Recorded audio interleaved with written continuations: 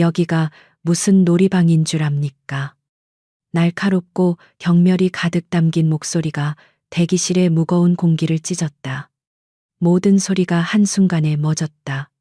서류를 넘기던 다른 지원자들의 손길, 복도를 오가던 구두굽 소리, 심지어 창밖에서 불어오던 빌딩풍의 미세한 울림까지도 박민서의 세상이 그대로 정지했다. 그녀는 고개를 들 수 없었다.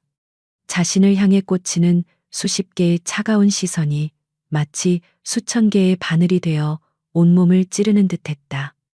그녀는 그저 양손으로 5살배기 쌍둥이 준우와 서연의 작은 어깨를 감싸 안을 뿐이었다. 아이들은 이 낯설고 위압적인 공간의 냉기에 잔뜩 겁을 먹은 채 엄마의 낡은 코트 자락만 필사적으로 붙잡고 있었다. 그녀의 심장이 바닥으로 더 깊은 나락으로 떨어지는 것만 같았다. 이 모든 절망의 시작은 불과 6시간 전 서울의 어느 낙후된 동네, 햇빛조차 제대로 들지 않는 반지하 방에서 시작되었다. 새벽 4시, 곰팡이 냄새가 밴 공기를 가르며 낡은 휴대폰의 알람이 울렸다. 민서는 반사적으로 손을 뻗어 진동을 껐다. 이미 잠은 달아난 후였다.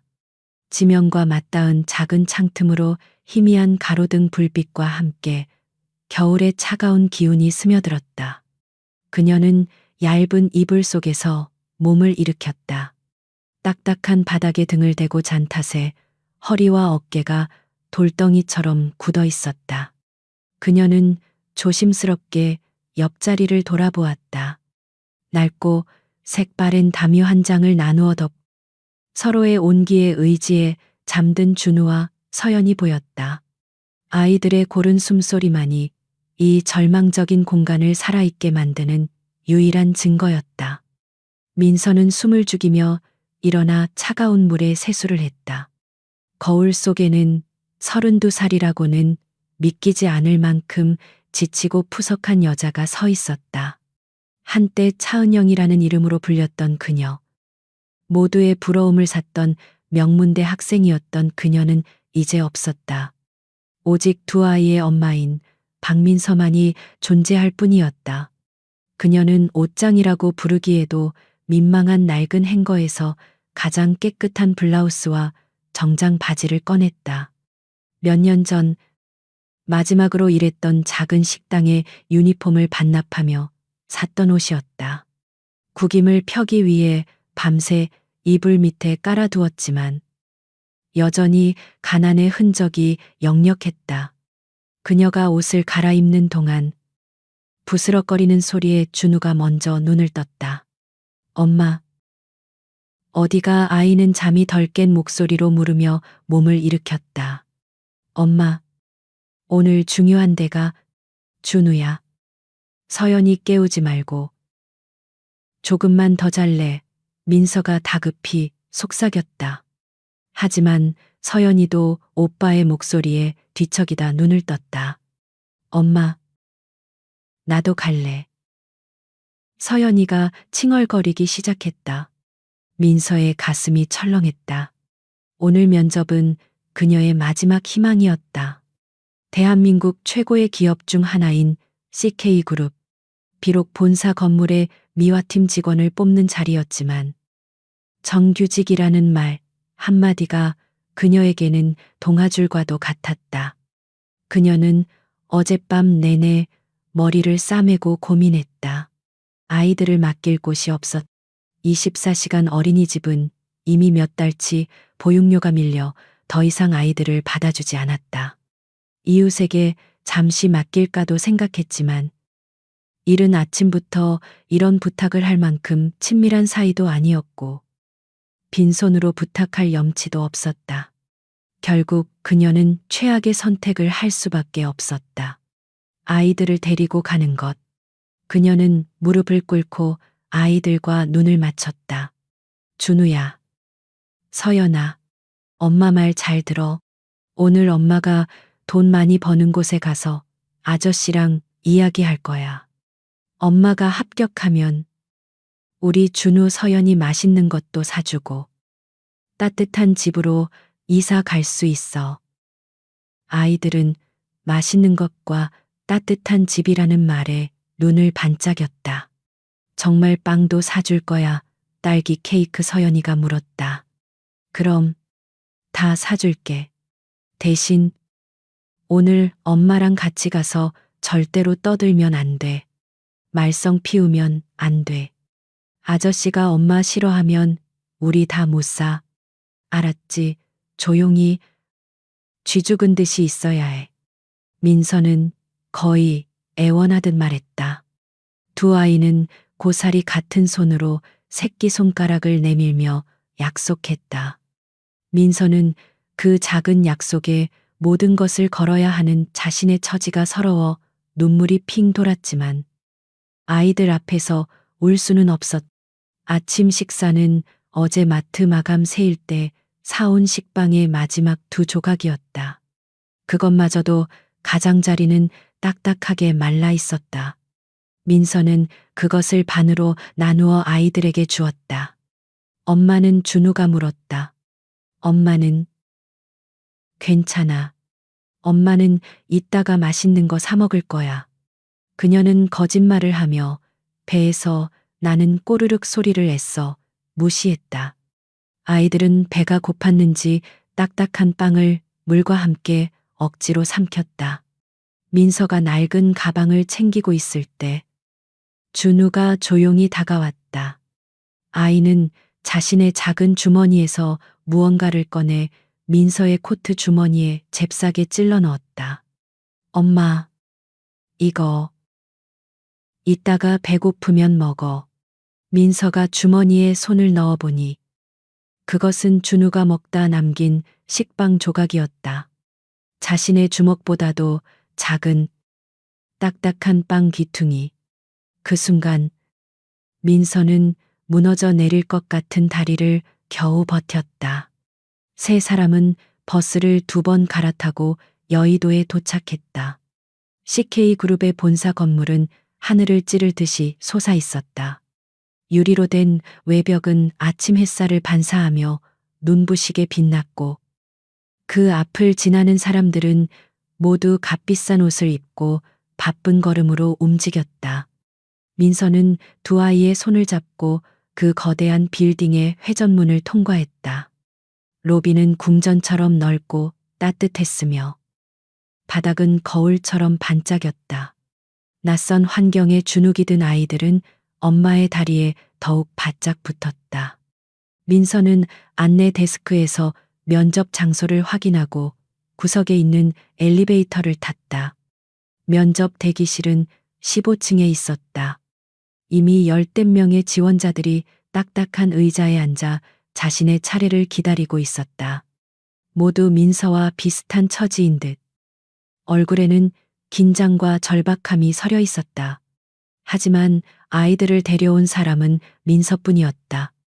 그녀가 문을 열고 들어서는 순간 모든 시선이 세 사람에게 집중됐다.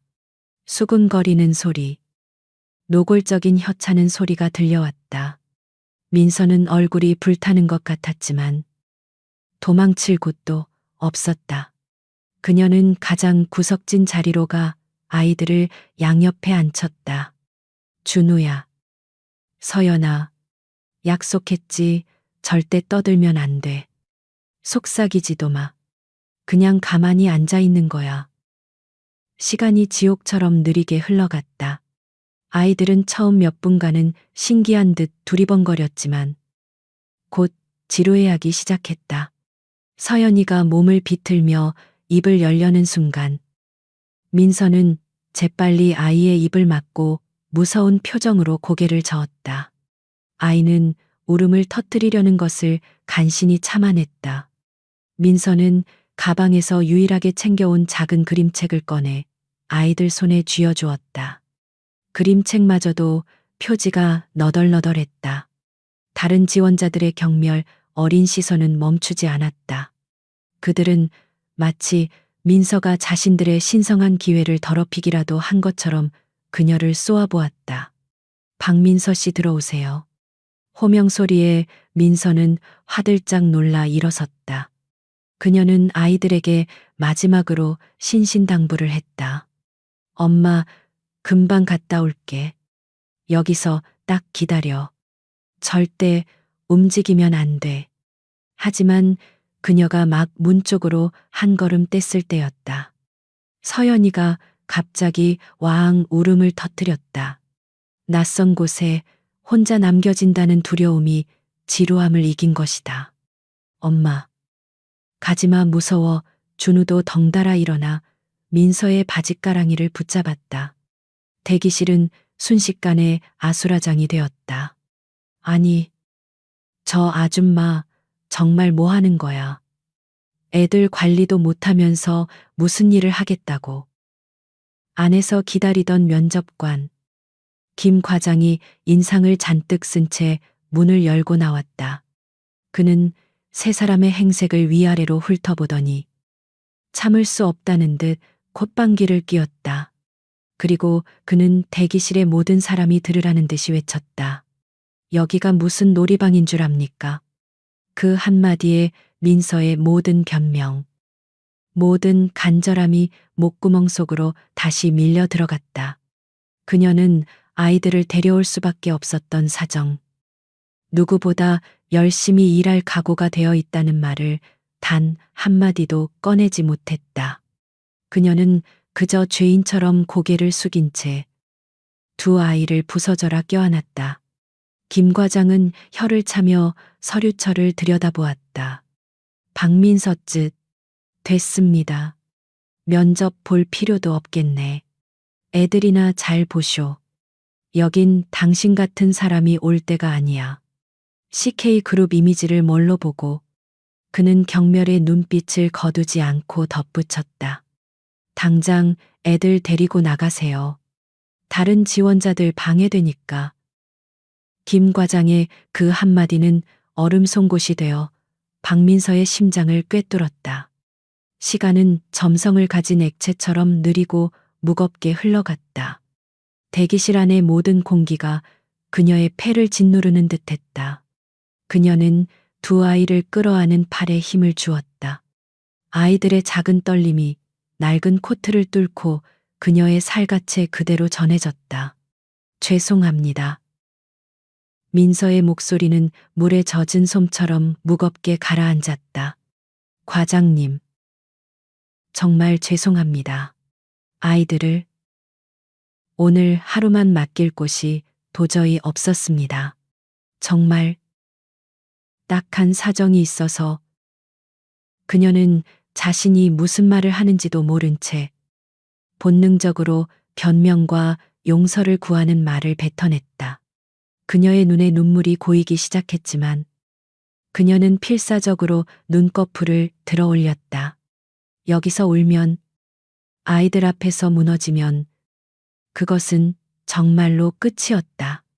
김 과장은 팔짱을 낀 채 마치 오물이라도 보는 듯한 표정으로 그녀를 내려다 보았다. 그는 이 상황을 즐기는 것처럼 보였다. 자신의 작은 권력이 절박한 한 인간을 어떻게 무너뜨릴 수 있는지 확인하는 포식자의 여유가 느껴졌다. 딱한 사정, 지금 여기 면접 보러 온 사람들 중에 사정 딱하지 않은 사람이 어디 있습니까? 그가 비웃음을 머금고 말했다. 그런데 박민서 씨, 당신처럼 책임감 없이 애들까지 데리고 와서 분위기 흐리는 사람은 당신 하나뿐인 것 같군요. 그는 의도적으로 목소리를 높여 대기실의 모든 지원자들이 들을 수 있게 했다. 사람들의 시선이 더욱 따갑게 그녀에게 밝혔다. 어떤 이는 노골적으로 인상을 썼고, 어떤 이는 불편한 듯 시선을 피했으며, 또 어떤 이는 그저 무표정하게 이 작은 쇼를 관람했다. 당신 하나 때문에. 김 과장이 손가락으로 민서를 가리키며 말을 이었다. 지금 이 중요한 면접 일정이 전부 엉망이 됐습니다. 우리 CK그룹이 어떤 곳인 줄이나 알고 지원한 겁니까? 여긴 동네 구멍가게가 아니에요. 시간관념, 복장, 태도, 이런 기본적인 TPO도 못 지키는 사람을 우리가 뭘 믿고 쓰겠습니까? TPO라는 그녀의 삶과는 너무나도 동떨어진 그 단어가 유난히 귀에 거슬렸다. 그녀는 그저 매일 밥값을 벌기 위해 아이들을 굶기지 않기 위해 발버둥 쳤을 뿐이었다. 그녀에게 TPO란 사치 중의 사치였다.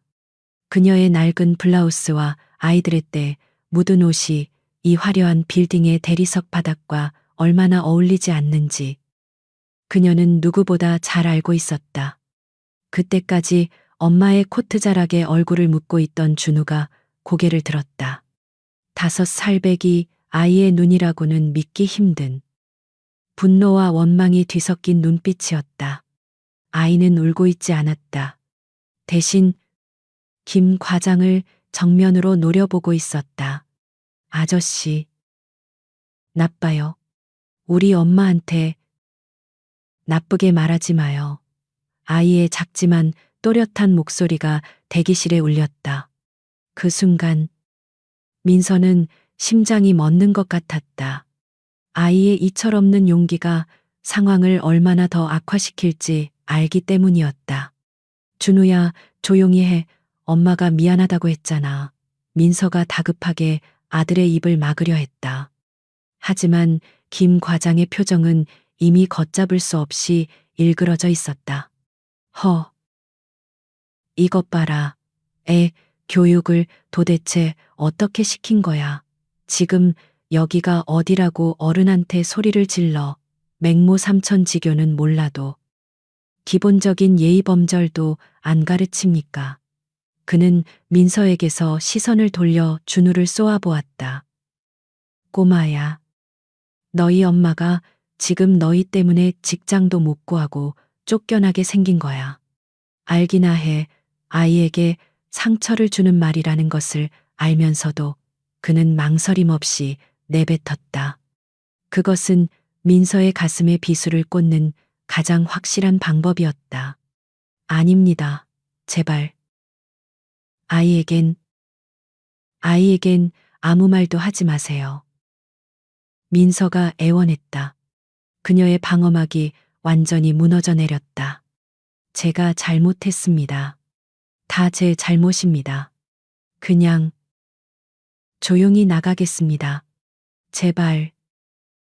그녀는 더 이상 버틸 힘이 없었다. 이곳은 그녀와 그녀의 아이들이 속한 세계가 아니었다. 그녀는 준우와 서연의 손을 잡아 일으켰다. 아이들은 겁에 질려 혹은 분노에 차서 굳어 있었다. 가자. 얘들아, 엄마랑 집에 가자. 그녀의 목소리는 물기를 잔뜩 머금고 있었다. 민서는 고개를 깊이 숙인 채 대기실을 가로질러 문으로 향했다. 그 몇 걸음이 마치 불타는 수리를 걷는 것처럼 고통스러웠다. 등 뒤로 꽂히는 수십 개의 시선. 김 과장의 경멸 어린 헛기침 소리. 그리고 다른 지원자들의 안도하는 듯한 작은 속삭임이 그녀를 난도질했다. 그녀는 문 손잡이를 잡았다. 차가운 금속의 감촉이 그녀의 절망을 더욱 선명하게 만들었다. 그녀는 이 문을 열고 나가면 다시 그 춥고 곰팡내 나는 반지하 방으로 돌아가야 한다는 것을 알았다. 다음 달 월세는, 아이들의 분유값은, 당장 오늘 저녁거리는 어떻게 해야 할지 아무런 대책도 없었다. 그녀가 막 문을 열고 한 발을 내디디려 할 때였다. 잠깐. 김 과장의 목소리가 그녀의 등을 붙잡았다. 민서는 혹시나 하는 신락 같은 희망에 잠시 멈춰섰다. 그녀가 천천히 고개를 돌렸다. 김 과장은 여전히 불쾌한 표정이었지만 무언가를 생각하는 듯 했다. 그는 서류철을 뒤적여 민서의 이력서를 찾아냈다. 그는 사진 속에 지금보다 훨씬 젊고 생기 있던 민서의 얼굴과 현재 눈물과 절망에 찌든 그녀의 얼굴을 번갈아 쳐다보았다. 박민서. 이력서는 그럴듯하게 써놨네. 명문 S대 중퇴. 쯧쯧. 공부는 잘했는데 인생은 왜 이 모양으로 사나. 그 말은 확인 사살이었다. 희망이 아니었다. 그것은 마지막 남은 자존심까지 짓밟으려는 의도적인 모욕이었다. 그는 민서의 이력서를 보란 듯이 구겨 쓰레기통을 향해 던지려다. 잠시 멈칫했다. 됐고, 당신 같은 사람은 면접 볼 자격도 없어. 하지만 내쫓기 전에 한마디는 해야겠네. 여기는 자선단체가 아니야. 당신의 그 딱한 사정은 집에 가서 남편한테나 하소연하쇼. 아, 남편도 없나. 그는 이력서의 가족란을 확인한 듯 비열하게 웃었다. 민서는 더 이상 아무 말도 할 수 없었다. 그녀는 그저 아이들의 손을 꽉 잡고 문을 열었다. 복도의 차가운 공기가 그녀의 젖은 뺨을 스쳤다. 그녀는 도망치듯 그곳을 빠져나왔다. 아이들은 아무 말도 하지 않았다. 서연이는 그저 소리 없이 눈물만 뚝뚝 흘렸고, 준우는 입술을 깨문 채 앞만 보고 걸었다. 민서는 엘리베이터 버튼을 눌렀. 15층에서 1층으로 내려가는 그 짧은 시간 동안 그녀는 자신의 인생이 이대로 추락해 다시는 올라올 수 없을 것 같다는 공포에 휩싸였다. 엘리베이터 홀로 향하는 발걸음은 천근만근 무거웠다. 박민서의 어깨는 금방이라도 부서져 내릴 듯 축 처져 있었다. 15층의 화려한 대리석 복도. 비싼 카펫이 깔린 바닥은 그녀의 낡은 구두를 비웃는 듯했다.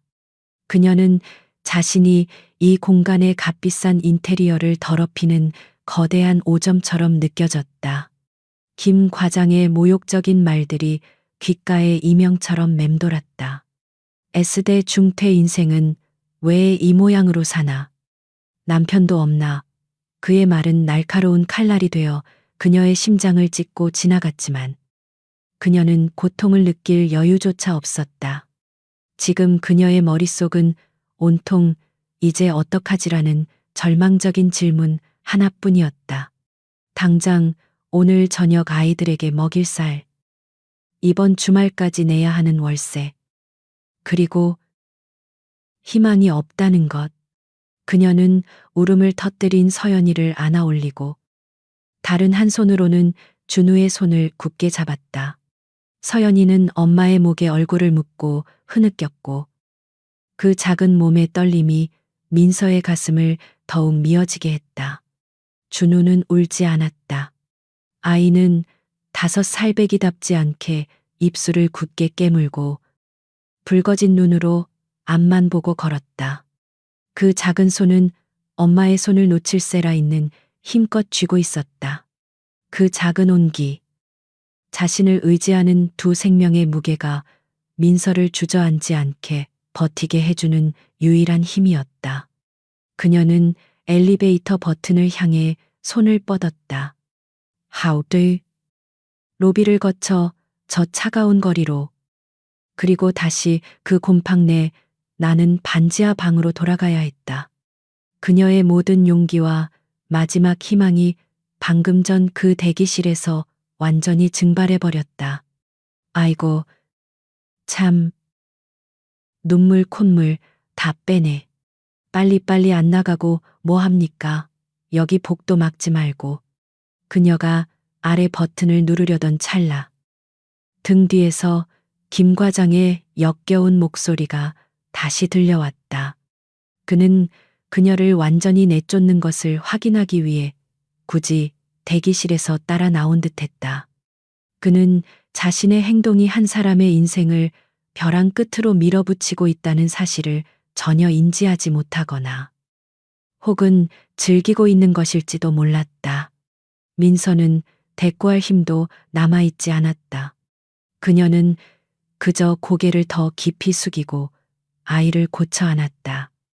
딩소리와 함께 엘리베이터 문이 열리기를 기다리는 그 몇 초가 영원처럼 느껴졌다. 바로 그때였다.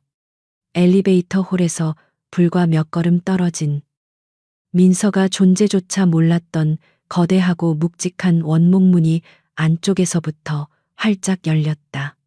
그 문 위에는 VIP 대회의실이라는 금색 명패가 붙어 있었다.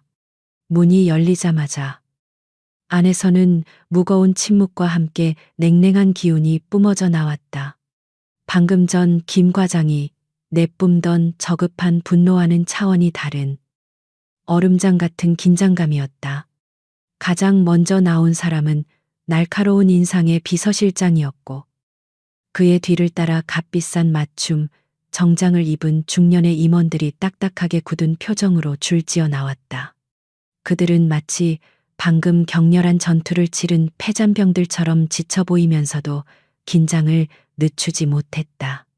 그리고 그들 가장 마지막에 모든 사람의 호의를 받으며 한 남자가 모습을 드러냈다. 그는 무리의 중심이었지만 다른 임원들처럼 나이가 많지는 않았다. 아마도 30대 중후반쯤 되었을까. 완벽하게 재단된 다크 네이비 슈트, 흐트러짐 없는 머리카락, 그리고 깊은 피로감이 서려 있으면서도 모든 것을 꿰뚫어 보는 듯한 날카로운 눈빛을 가진 남자였다. 그는 넥타이를 살짝 풀며 깊은 한숨을 내쉬었다. 그가 내뿜는 압도적인 존재감은 이 복도의 공기 자체를 바꾸어 놓았다. 그는 CK그룹의 총수, 회장 강태환이었다. 아니, 저 회장님 여긴 어쩐 일로? 김 과장의 목소리가 기괴할 정도로 변했다. 방금 전 민서를 향해 지저대던 하이에나의 목소리는 사라지고 주인 앞에서 꼬리를 치는 강아지처럼 비굴하고 높은 톤의 목소리가 튀어나왔다. 그는 90도로 허리를 숙이며 어쩔 줄 몰라 했다. 그의 얼굴은 순식간에 하얗게 질려 있었다. 회장에게 그룹의 복도에서, 그것도 자신이 소란을 피우는 현장을 들켰다는 사실이 그를 공포에 떨게 했다. 다른 임원들은 이 예상치 못한 상황에 특히 낡은 옷을 입고 울고 있는 아이를 아는 민서와 그 옆에 선 김 과장을 의아하게 쳐다보았다. 강태환은 회의의 피로감에 미간을 찌푸린 채 고개를 들었다. 그는 자신에게 아부하는 김 과장에게는 눈길도 주지 않았다. 그의 시선은 소음의 근원지, 울고 있는 서연이와 그녀를 필사적으로 달래는 민서에게로 향했다. 김 과장 태환이 낮고 차가운 목소리로 물었다. 여기서 무슨 소란이야? 왜 아이가 울고 있지? 그의 목소리에는 질책과 의문이 동시에 담겨 있었다.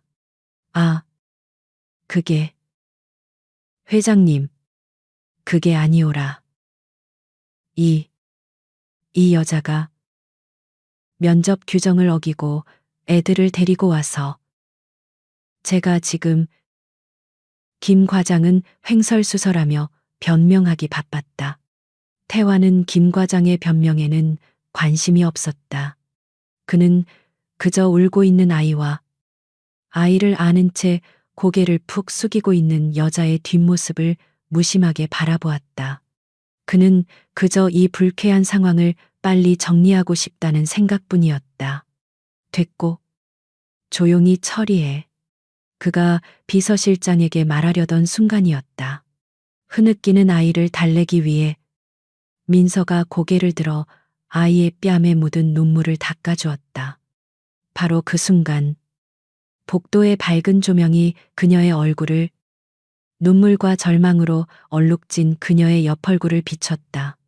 강태환의 모든 움직임이 멈췄다. 그의 눈동자가 지진이라도 일어난 듯 격렬하게 흔들렸다. 그가 손에 들고 있던 서류철이 바닥으로 떨어졌다. 쿵 하는 소리와 함께 종이들이 사방으로 흩날렸지만 그는 아무것도 인지하지 못했다. 그의 시선은 오직 한 사람, 고개를 든 그 여자에게 고정되었다. 시간이 멈췄다. 주변의 모든 소리가 사라졌다. 임원들의 당황한 표정, 김 과장의 창백한 얼굴, 서연이의 울음소리까지도 멀리 아득하게 사라졌다. 그의 세상에는 오직 저 얼굴 하나만 남아 있었다. 그는 자석에 이끌리듯 자신도 모르게 그녀를 향해 한 걸음 다가갔다. 비서실장이 회장님하고 불렀지만 그의 귀에는 들리지 않았다. 그는 다시 한 걸음 다가갔다. 민서는 이 갑작스러운 정적과 자신에게 쏟아지는 시선에 당황해 무의식적으로 고개를 돌려 남자를 바라보았다. 눈물로 흐려진 시야 속으로 꿈에서도 그리던, 그러나 다시는 볼 수 없을 거라 생각했던 그 얼굴이 들어왔다. 민서의 눈이 공포와 혼란, 그리고 믿을 수 없는 그리움으로 크게 뜨였다. 강태환의 입술이 미세하게 떨렸다. 그는 주변의 모든 시선을 무시한 채 오직 그녀만을 보며 거의 속삭이듯 중얼거렸다. 차은영. 은영아, 너 맞니? 차은영. 그 이름은 7년 동안 잊고 살았던, 아니, 7년 동안 필사적으로 묻어두었던 그녀의 과거였다. 박민서라는 이름 뒤에 숨겨진 상처투성이의 진짜 이름, 그 이름이 그녀의 인생을 송두리째 바꿔놓고 그녀를 이 나락으로 밀어넣은 장본인 강태환의 입에서 흘러나오는 순간 민서의 세상은 다시 한번 멈췄다. 아니, 산산조각 났다. 방금 전 김 과장에게 당했던 모욕감과는 비교할 수 없는 거대하고 날카로운 파편이 되어 그녀의 심장을 찔렀다. 머릿속이 하얗게 비어버렸다. 어째서, 왜, 지금, 여기서, 이 남자가 CK그룹의 회장으로, 그녀는 숨 쉬는 것조차 잊었다. 그녀의 눈에 맺혀 있던 눈물방울이 뺨을 타고 흘러내릴 생각조차 못한 채 그대로 얼어붙은 것 같았다. 그녀는 서연이를 아는 팔에 힘을 주었다. 아이의 여린 몸이 유일한 다친 것처럼 그녀는 고개를 저었다. 아니야, 잘못 본 거야. 아닙니다. 그녀의 목소리가 갈라져 나왔다. 사람, 잘못 보셨습니다. 그녀는 자신도 모르게 뒷걸음질 쳤다. 도망쳐야 했다. 이 남자의 눈앞에서, 이 비참한 모습으로, 그리고 무엇보다 이 아이들과 함께 있는 모습을 보여서는 안 되었다. 아이들만큼은 안 되었다. 하지만 강태환은 그녀의 부정을 들은 채도 하지 않았다. 그의 시선은 오직 그녀에게 7년을 하루같이 찾아 헤맸던 그녀의 얼굴에 고정되어 있었다. 분명 고생에 찌들고 세월에 마모되었지만 그의 기억 속 25에 생기 넘치던 그 얼굴이 분명했다. 그 깊은 눈동자, 굳게 담은 입술, 슬픔에 잠긴 턱선까지도 그는 홀린 사람처럼 한 걸음 더 다가섰다. 그의 뒤에 서 있던 임원들과 비서실장은 숨을 죽였다. 자신들의 냉철하고 완벽주의자인 회장이 이렇게까지 감정을 노골적으로 드러내는 것을 본 적이 없었다. 은영아, 나야, 태환이야. 정말 너였어. 회장님. 이 모든 상황을 이해할 수 없는 단 한 사람. 김 과장이 덜덜 떨리는 목소리로 끼어들었다. 그의 머릿속은 아수라장이었다. 자신이 방금 온갖 모욕을 퍼부으며 쫓아내려 했던 아이까지 딸린 저 초라한 여자가 감히 고개도 들 수 없는 그룹 회장과 아는 사이라니. 그것도 은영아라고 부를 만큼 가까운 사이라니. 그는 자신의 발밑이 무너져 내리는 것을 느꼈다. 그는 본능적으로 사태를 수습해야 한다고 생각했다.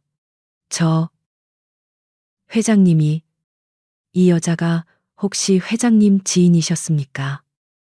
제가 미처 이런 신뢰를. 김 과장의 목소리가 두 사람 사이에 얼어붙었던 공기를 깨뜨렸다. 그제야 강태환의 시선이 민서에게서 잠시 떨어졌다. 그는 천천히, 아주 천천히 고개를 돌려 김 과장을 바라보았다. 그 눈빛은 방금 전 민서를 바라보던 그리움과 충격에 휩싸인 눈빛과는 완전히 달랐다. 그것은 시베리아의 혹한보다 더 차갑고 날카롭게 벼린 칼날보다 더 서늘한 분노였다. 그는 이제야 상황을 파악하기 시작했다. 울고 있는 아이, 겁에 질린 채 눈물을 뚝뚝 흘리는 서연이, 그리고 그 옆에서 자신을 경계하며 엄마의 바짓가랑이를 붙잡고 서 있는 작은 사내아이. 준우, 그리고 강태환의 시선이 준우의 얼굴에 머물렀다. 그는 숨이 멎는 것 같았다. 아이는 자신과 너무나도 닮아 있었다. 자신의 어릴 적 사진첩에서 방금 튀어나왔다고 해도 믿을 만큼 그 고집센 인매와 날카로운 눈매가 판박이었다. 태환의 시선은 다시 서연이에게로 향했다. 서연이는 민서를 닮아 있었지만 그 눈동자의 색과 분위기는 자신을 닮아 있었다. 머릿속에서 거대한 망치가 울렸다. 7년 전, 은영이가 아무 말 없이 사라졌다. 그리고 지금 그녀가 5살쯤 되어 보이는 쌍둥이를 데리고 나타났다. 5살. 계산은 순식간에 끝났다. 그의 가슴 속에서 무언가 뜨거운 것이 치밀어 올랐다. 그것은 충격과 분노, 그리고 형언할 수 없는 슬픔이 뒤엉킨 감정이었다. 그는 다시 민서를 바라보았다. 그녀는 그의 시선이 아이들에게 닿는 것을 보고 공포에 질린 표정으로 아이들을 자신의 등 뒤로 숨기려 했다. 그 방어적인 행동이 모든 것을 확인시켜 주었다. 너. 태환이 목이 메어 말을 잇지 못했다. 하지만 지금은 그 사실을 확인할 때가 아니었다. 그의 이성이 차갑게 경고했다. 그는 자신의 감정을 억누르고 다시 시선을 김 과장에게로 돌렸다. 김 과장. 강태환의 목소리는 낮고 조용했지만 복도에 있는 모든 사람의 뼛속까지 얼릴 만큼 차가웠다. 김 과장은 희끗 하고 딸꾹질까지 했다. 네. 네, 회장님. 그는 거의 무릎을 꿇을 기세로 허리를 숙였다. 방금 이 여자에게 뭐라고 했지? 태환이 물었다. 그의 목소리에는 어떤 감정도 실려 있지 않아서 더욱 무서웠다. 네, 아니, 그게 저는 면접 규정. 그러니까 아이들을 데리고 와서 다른 지원자들에게 방해가. 김 과장은 횡설수설하며 땀을 비오듯 흘렸다. 내가 물은 건 그게 아니야. 태환이 한 걸음 다가섰다. 그는 김 과장 바로 앞에 섰다. 185cm가 넘는 장신에 압도적인 기세로 내려다보자 김 과장은 거의 오줌을 지릴 것 같았다. 이 여자가 왜 울고 있었지? 그리고 이 아이는 왜 이렇게 겁에 질려 있는 거야? 태환은 서연이를 가리켰다. 서연이는 낯선 남자의 서늘한 기운에 울음조차 삼킨 채 딸꾹질을 하고 있었다. 무슨 짓을 한 거야? 네. 아니, 이 사람에게. 그는 내 여자라는 말이 튀어나오려는 것을 간신히 참았다. 김 과장은 이제 끝장이라고 생각했다. 그는 무슨 말이든 해야 했다. 회장님 오해십니다. 저는 그저 회사의 규율을.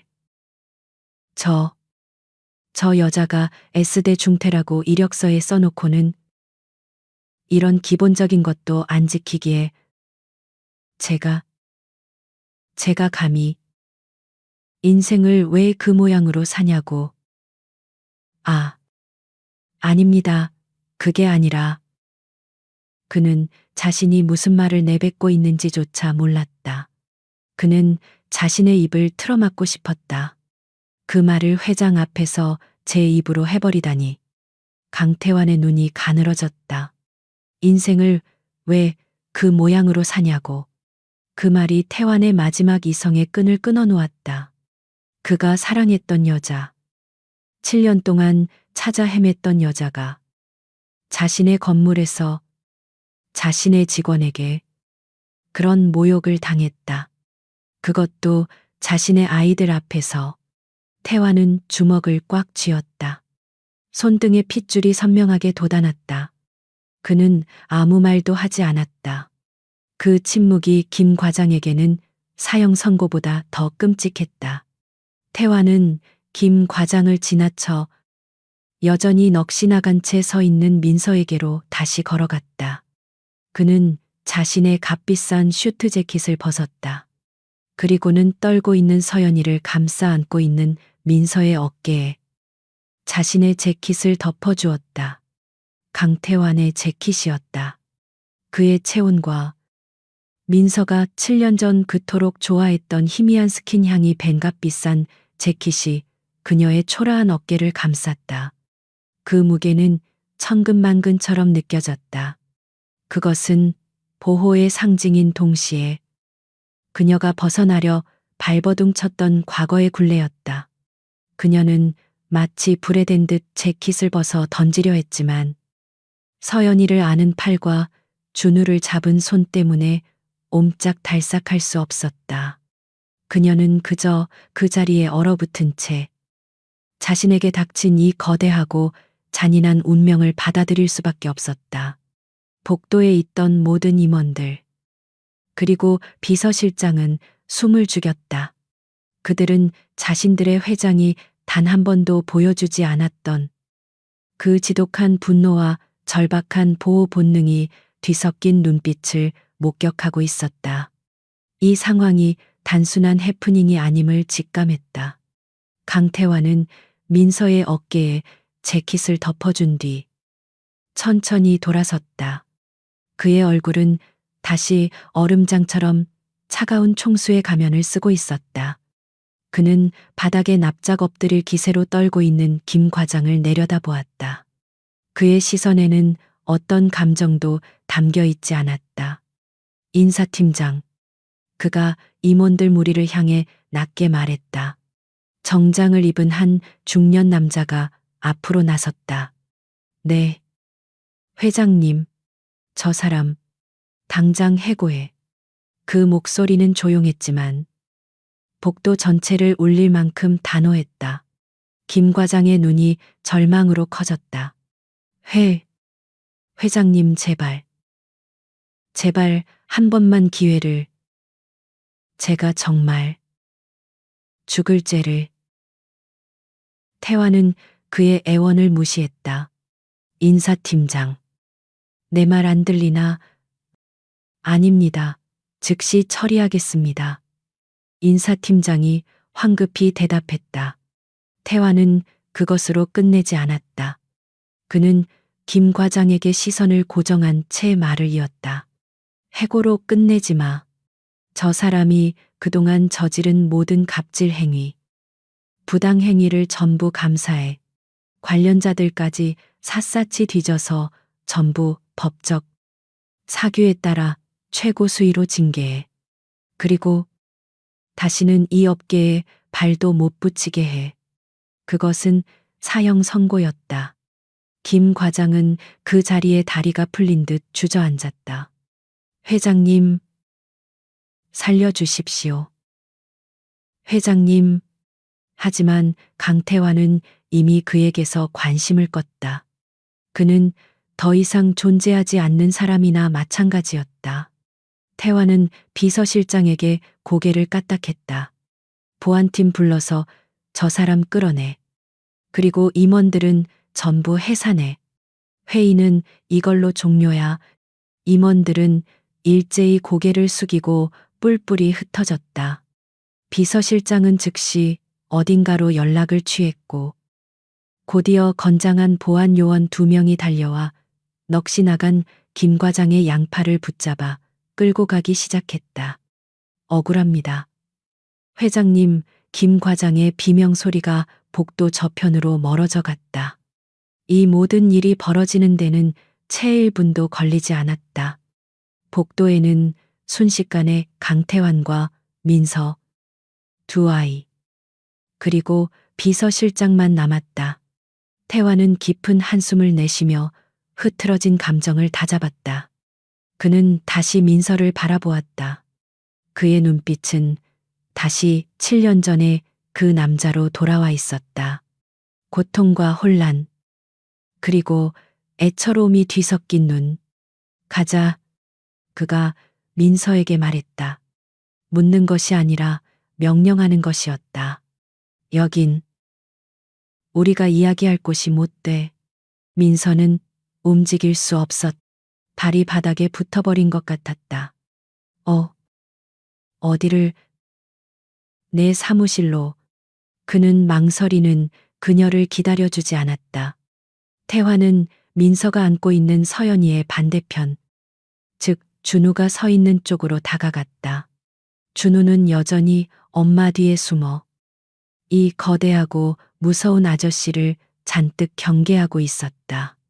태환은 아이와 눈을 맞추려 잠시 몸을 숙였다. 하지만 준우가 더 깊이 숨어들자 그는 포기하고 일어섰다. 대신 그는 민서의 팔, 그녀가 준우의 손을 잡고 있는 그 팔을 조심스럽게 감싸 쥐었다. 가야 해. 은영아. 그의 손길은 뜨거웠다.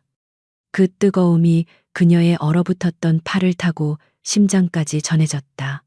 민서는 저항할 수 없었다. 그녀는 마치 인형처럼 그가 이끄는 대로 발걸음을 옮기기 시작했다. 비서실장이 앞장서서 그들을 복도 끝에 있는 회장 전용 엘리베이터로 안내했다.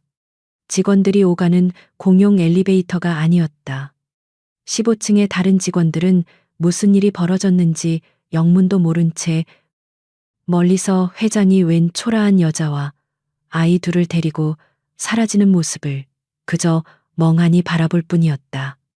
엘리베이터는 소리 없이 움직여 최상층 50층에서 멈췄다. 문이 열리자 그곳은 15층과는 또 다른 세계였다. 바닥에는 푹신한 카펫이 깔려 있었고 벽에는 유명 화가들의 그림이 걸려 있었으며 공기 중에는 값비싼 방향제 냄새가 은은하게 퍼져 있었다. 비서실장은 복도 끝 거대한 이중문 앞에서 멈춰서서 문을 열었다. 그곳이 강태환의 집무실이었다.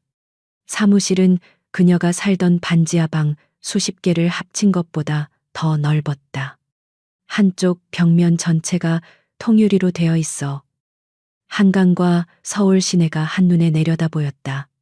눈부신 햇살이 그 비싼 가구들 위로 쏟아져 내렸다. 그 눈부심에 민서는 잠시 현기증을 느꼈다. 이토록 높은 곳, 이토록 밝은 곳이라니. 자신이 기어 올라온 그 어둡고 축축한 지하 방과는 너무나도 다른 세상이었다. 이곳에 서 있는 자신의 모습이 너무나도 이질적이고 비참하게 느껴졌다. 비서실장, 나가봐. 오늘 모든 일정 취소해. 내가 부르기 전까지. 그 누구도 어떤 전화도 연결하지 마. 알겠습니다. 회장님.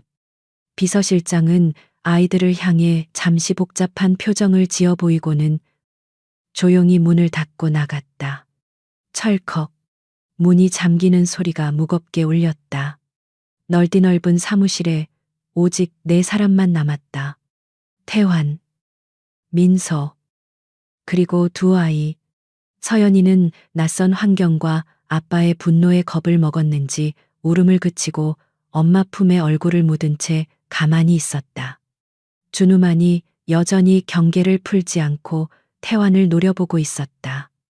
태환은 넥타이를 거칠게 풀어 소파에 던졌다. 그는 통유리창 앞에 서서 잠시 한강을 내려다보았다. 그의 등이 격렬하게 오르내렸다. 그는 감정을 추스르려 애쓰고 있었다.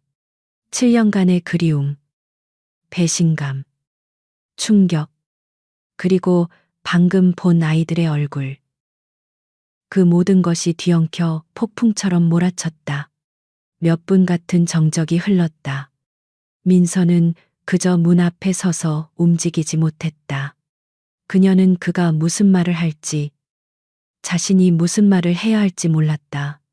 마침내 태환이 돌아섰다. 그의 얼굴은 피로와 고통으로 일그러져 있었다. 그는 민서에게 천천히 다가왔다. 그는 그녀 앞에 멈춰 섰다. 그리고는 조심스럽게 손을 뻗어 그녀의 어깨에 걸쳐진 자신의 재킷을 바로잡아 주었다. 그녀의 젖은 뺨을 닦아주고 싶은 충동을 간신히 참았다. 그는 시선을 내려 엄마 품에 안긴 서연이와 엄마 다리 뒤에 숨은 준우를 바라보았다. 그는 천천히 무릎을 굽혀 아이들과 눈높이를 맞췄다. 이름이 뭐니? 그가 준우에게 물었다. 목소리는 최대한 부드럽게 하려 했지만 미세하게 떨리고 있었다. 준우는 대답 대신 엄마의 다리를 더 꽉 끌어안았다. 민서가 본능적으로 한 걸음 뒤로 물러섰다. 애들한테 말 걸지 마요. 그녀의 목소리는 쇳소리가 났다. 제발. 그냥 우리 가게 해줘요. 그녀는 그를 똑바로 쳐다볼 용기가 없었다. 태환은 그녀의 말에 상처받은 듯 잠시 눈을 감았다. 그는 천천히 일어섰다. 그의 눈은 다시 그녀의 눈을 향했다. 7년의 세월을 뛰어넘는 절박하고도 원망 어린 눈빛이었다. 가게 해달라고 이대로 7년 만에 나타나서 그의 목소리가 조금씩 높아졌다. 왜 그랬어? 왜 말 한마디 없이 사라진 거야? 내가 얼마나 널 찾았는데. 그의 목소리가 원망에서 고통으로 바뀌었다. 그는 그녀의 어깨를 붙잡으려다. 아이를 안고 있는 것을 보고 손을 거두었다. 그는 주먹을 꽉 쥐었다. 그리고 이 아이들은 그의 시선이 다시 두 아이에게로 향했다. 그는 준우의 얼굴에서 자신의 어린 시절을, 서연이의 얼굴에서 은영이와 자신의 모습을 보았다. 이 아이들 누구야? 그것은 질문이 아니었다. 이미 답을 알고 있는 자의 절규였다. 솔직하게 말해. 차은영, 저 아이들, 내 아이들. 맞지? 그 말은 공기 중에 모든 산소를 빨아들였다. 박민서의 폐가 텅 비어버렸.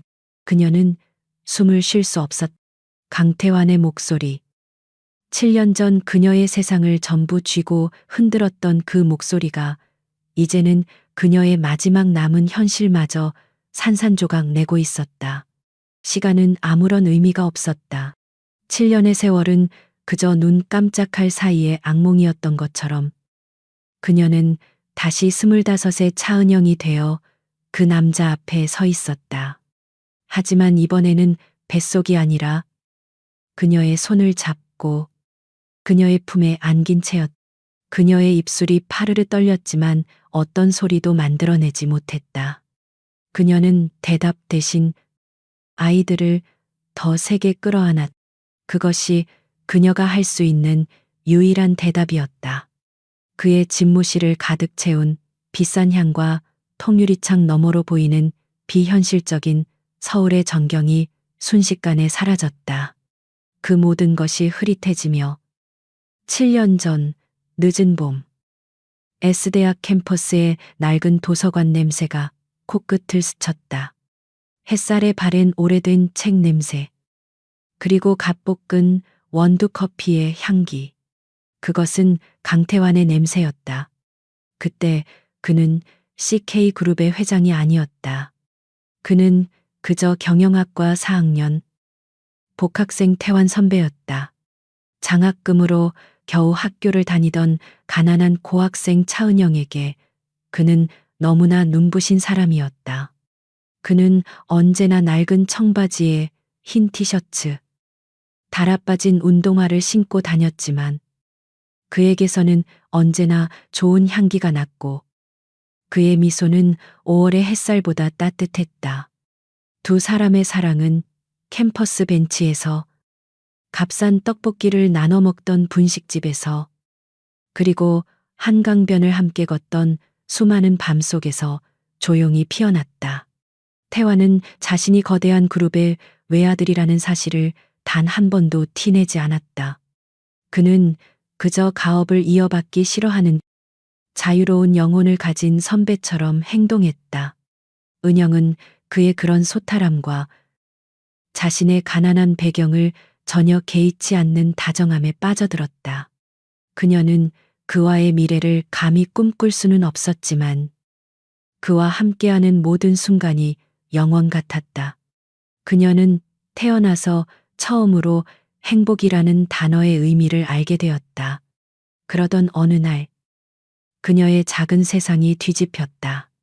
지독한 감기 몸살인 줄 알았던 증상, 그리고 약국에서 사온 테스트기 위에 선명하게 떠오른 두 줄. 차은영은 화장실 바닥에 주저앉아 몇 시간을 울었다. 두려움이 앞섰다. 아직 졸업도 하지 못한 처지에 그 무엇도 가진 것 없는 자신이 아이라니. 하지만 그 두려움 속에서도 아주 작은 희망의 불씨가 타올랐다. 태환의 아이였. 그와 그녀의 연결고리.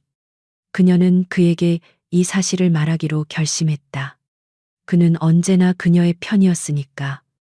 그는 그녀를 안아주며 괜찮다고 말해줄 것 같았다. 그녀는 그날 저녁 그에게 중요하게 할 말이 있다는 문자를 보냈다. 하지만 그날 저녁 그녀를 찾아온 것은 태환이 아니었다. 검은색 세단 한 대가 그녀가 아르바이트를 하던 카페 앞에 멈춰 섰다. 차에서 내린 비서가 정중하지만 차가운 목소리로 그녀의 이름을 불렀다. 차은영 씨 되십니까? 사모님께서 잠시 뵙자고 하십니다. 그녀는 아무것도 모른 채 차에 올랐다. 차가 도착한 곳은 서울 중심가의 한 호텔 스위트룸이었다. 태환의 어머니, 당시 CK그룹의 안주인이었던 윤 회장은 그곳에 홀로 앉아 있었다. 그녀는 태환과 전혀 닮지 않았다. 얼음처럼 차가운 눈, 한치의 흐트러짐도 없는 머리, 그리고 그녀의 가난한 행색을 위아래로 훑어보는 경멸 어린 시선. 앉아. 윤 회장의 첫마디였다. 은영은 푹신한 소파에 앉는 것조차 죄를 짓는 기분이었다. 본론만 하지. 우리 태환이한테서 떨어져. 그 목소리는 마치 비단으로 감싼 칼날 같았다. 네. 내 은영은 무슨 말인지 이해할 수 없었다. 너 같은 고아 출신의 쥐뿔도 없는 애가 감히 내 아들을 넘본다는 것 자체가 불쾌해. 어디서 그런 배짱이 나왔는지 모르겠구나. 윤 회장의 말은 계속되었다. 태환이 곧 서진그룹 딸이랑 약혼해. 이미 양가 어른들끼리는 다 이야기가 끝난 일이야. 넌 그냥 잠깐 가지고 논 장난감에 불과해. 주제를 알아야지. 약혼, 장난감. 그 단어들이 은영의 머리를 세게 내리쳤다. 아, 아닙니다. 태환 씨는, 선배는 그런 사람 아니에요. 그런 사람이 아니라고 하. 윤 회장은 코웃음을 쳤다. 그녀는 테이블 위에 놓인 서류 봉투 하나를 은영 쪽으로 밀었다. 열어봐. 은영은 떨리는 손으로 봉투를 열었다. 안에는 태환이 웬 낯선 여자와 다정하게 웃으며 찍힌 사진 몇 장과 두 그룹의 혼사를 암시하는 신문기사 스크랩이 들어 있었다. 그리고 마지막으로 3억 원이 입금된 통장이 있었다. 이게 뭐예요? 네가 내 아들하고 놀아준 값이야. 태환이가 직접 마련한 돈이지. 윤 회장은 결정타를 날렸다. 태환이도 이제 정신 차리고 제자리로 돌아가야지. 너 같은 애한테 발목 잡혀서 인생 망칠 순 없잖아. 이 돈 받고 네가 알아서 깨끗하게 사라져주면 고맙겠어. 이건 태환이의 뜻이기도 하니까. 태환이의 뜻. 그 한마디가 은영의 모든 것을 무너뜨렸다. 그가 자신을 사랑한 것이 아니었다. 그 모든 다정한 말과 눈빛이 거짓이었다. 그는 자신을 속였고 이제 질리니까 돈으로 처리하려는 것이었다. 그리고 뱃속의 아이. 이 아이는 환영받지 못할 그의 인생에 발목을 잡는 존재에 불과했다. 은영은 통장을 들고 그곳을 도망쳐 나왔다. 그녀는 울지 않았, 눈물이 나오지 않았다. 배신감과 모멸감, 그리고 뱃속의 생명에 대한 미안함이 그녀의 모든 감각을 마비시켰다. 그녀는 그 길로 휴대폰을 버리고 학교에 자퇴서를 냈으며 살던 원룸을 정리했다. 그 통장에 돈을 들고 그것이 그녀가 가진 유일한 것이었다. 태환이 자신에게 준 마지막 대가. 그녀는 그 돈으로 서울을 떠나 아무도 자신을 모르는 시골 마을로 숨어들었다. 그리고 이름을 박민서로 바꿨다. 그녀는 차은영이라는 이름을, 그리고 강태환이라는 남자를 증오하며 죽이기로 결심했다. 그리고 홀로 지옥 같은 고통 속에서 두 아이를 낳았다. 그리고 지금 7년 만에 그 남자가, 자신을 돈으로 처리했던 그 남자가 눈앞에 서 있었다. 자신을 버렸던 그가 이제 와서 이 아이들이 내 아이들이냐고 묻고 있었다. 이 얼마나 잔인하고 뻔뻔한 질문인가. 민서의 눈에서 증오와 슬픔이 뒤엉킨 눈물이 흘러내렸다. 그녀는 고개를 들었다. 7년 만에 처음으로 그의 눈을 똑바로 마주했다. 그의 눈에 담긴 것은 그녀가 예상했던 냉정함이나 지루함이 아니었다. 그것은 자신이 7년 전 그를 바라보던 것과 똑같은 절박하고 고통스러운 그리움이었다. 하지만 민서는 그 눈빛을 믿을 수 없었다. 이미 속을 만큼 속았으니까. 그래요. 민서의 목소리가 쇳소리처럼 갈라져 나왔다. 그녀는 서연이를 아는 팔에 힘을 주며 준우를 자신의 등 뒤로 더 바짝 끌어당겼다. 당신이 돈 3억에 버린 당신 아이들 맞아요. 당신이 돈 3억에 버린 당신 아이들 맞아요.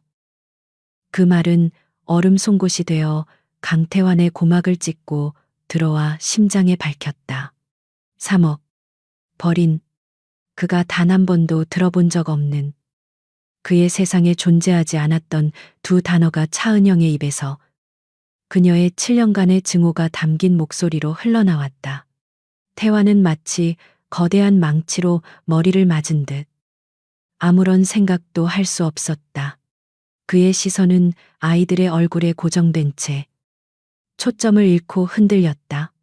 자신의 아이들이라는, 방금 전까지 그를 충격과 환희로 몰아넣었던 그 엄청난 사실이 3억에 버려졌다는 더 거대한 절망의 서사 앞에 힘없이 무너져 내렸다. 그는 이 상황을 도저히 이해할 수 없었다. 무슨 소리야. 그게. 태환이 간신히 목소리를 쥐어짰다. 그의 목소리는 그 자신도 낯설 만큼 형편없이 갈라져 나왔다. 3억 버리다니 은영아. 너 지금 무슨 말을 하는 거야? 내가 왜? 그는 자신이 무슨 질문을 해야 하는지조차 몰랐다. 7년 동안 그녀가 사라진 이유를 수만 가지 상상해 봤다. 그녀가 자신을 사랑하지 않아서, 혹은 더 나은 누군가를 만나서, 아니면 말 못할 사정이 있어서. 하지만 그 어떤 상상 속에도 3억이라는 구체적인 금액과 버렸다는 일방적인 유책은 존재하지 않았다. 민서는 그의 당황한 표정을 경멸 어린 시선으로 바라보았다. 그녀는 이 순간을 7년간 상상해왔다. 그를 다시 만나면 무슨 말을 할까? 어떻게 이 고통을 되돌려줄까? 하지만 막상 닥친 현실은 상상보다 훨씬 더 비참했다. 모르는 척 하지 마요. 그녀의 목소리에 7년 묵은 원망이 실려 나왔다. 기억 안 나 아니. 기억하고 싶지 않겠지. 당신 어머니, 윤화영 회장님. 7년 전 그날, 나를 호텔 스위트룸으로 부르더군요. 그녀는 한마디 한마디 그날의 기억을 칼날처럼 벼려 내뱉었다. 태환의 눈이 경악으로 물들기 시작했다. 어머니가. 그래요. 당신 어머니가. 민서는 서연이를 고쳐 안았다. 아이는 이 낯선 방의 무거운 공기와 두 어른 사이에 살벌한 기운에 완전히 겁을 먹은 채 숨소리조차 내지 못하고 있었다. 당신, 서진 그룹 딸이랑 약혼한다면서 나 같은 건 그저 잠깐 가지고 논 장난감이라면서 당신 인생에 발목 잡지 말고 깨끗이 사라져 달라고 하더군요. 그녀는 그날 들었던 모욕적인 단어들을 그대로 되뇌었다. 그 단어들은 7년이 지났지만 조금도 무뎌지지 않고 말하는 그녀의 혀를 다시 베는 듯했다. 태화는 숨을 헐떡였다. 약혼 아니야. 그건 그냥 어른들끼리. 나는 싫다고 하민서가 기가 막힌다는 듯 웃었다. 그 웃음소리는 울음소리보다 더 처절했다. 그럼 그 3억 원짜리 통장은 뭔데요? 당신 어머니가 나한테 건넨 그 통장. 이건 태환이가 직접 마련한 돈이다. 너랑 놀아준 값으로 주는 거다. 이게 태환이의 뜻이기도 하다. 그렇게 말하던데요. 그녀는 소리치고 있었다. 더 이상 참을 수 없었다. 7년간 억눌러 왔던 모든 것이 터져 나왔다.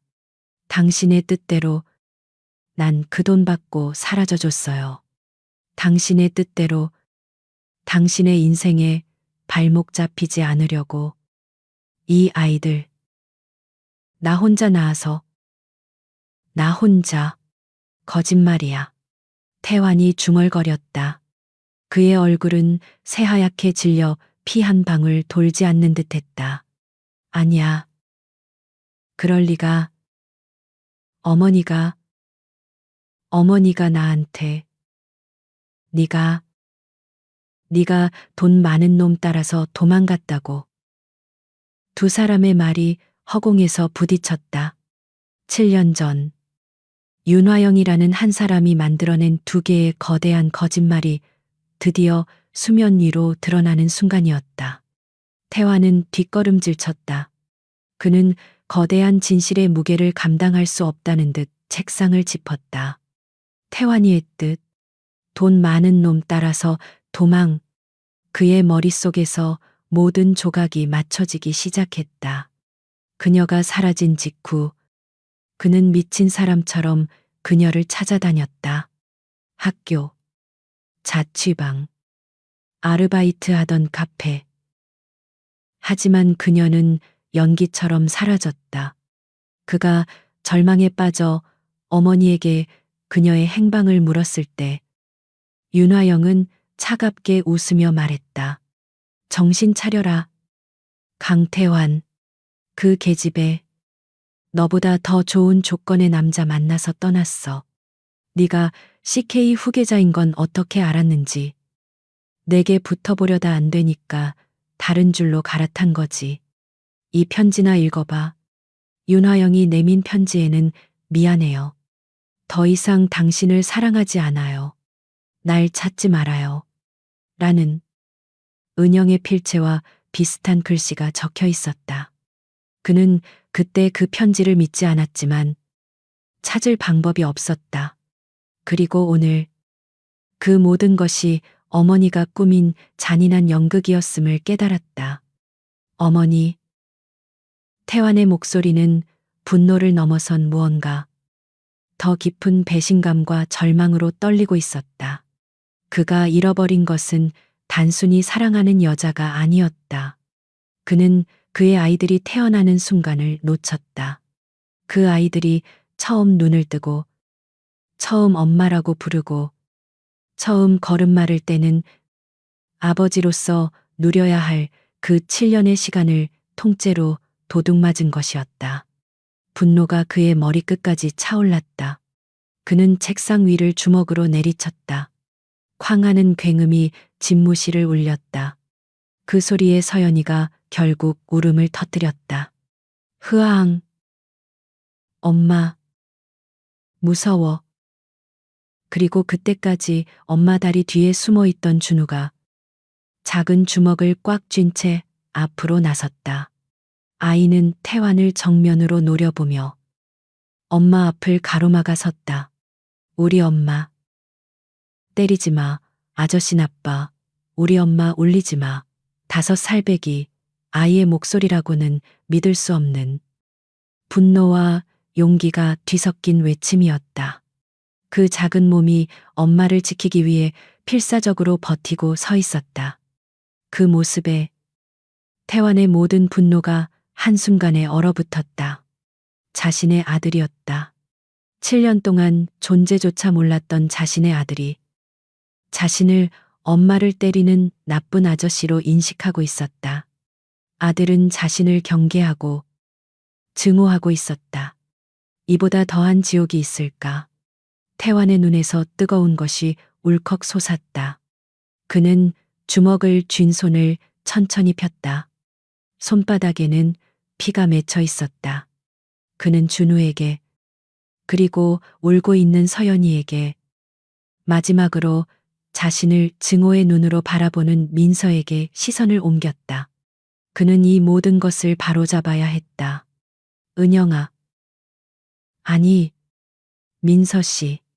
그는 떨리는 목소리로 그녀를 불렀다. 미안해. 정말, 정말 미안해. 나는 아무것도 몰랐어. 맹세해. 내가 알았던 건 네가 날 버리고 떠났다는 것뿐이었어. 그의 목소리에는 변명이 아닌 7년 동안 그녀와 똑같이 고통받았던 한 남자의 진심이 담겨 있었다. 민서의 눈동자가 흔들렸다. 7년간 쌓아온 증오의 벽에 균열이 가기 시작했다. 저 남자의 눈빛은 거짓말을 하고 있지 않았다. 그녀가 알던, 그녀가 사랑했던 7년 전 강태환의 눈빛이었다.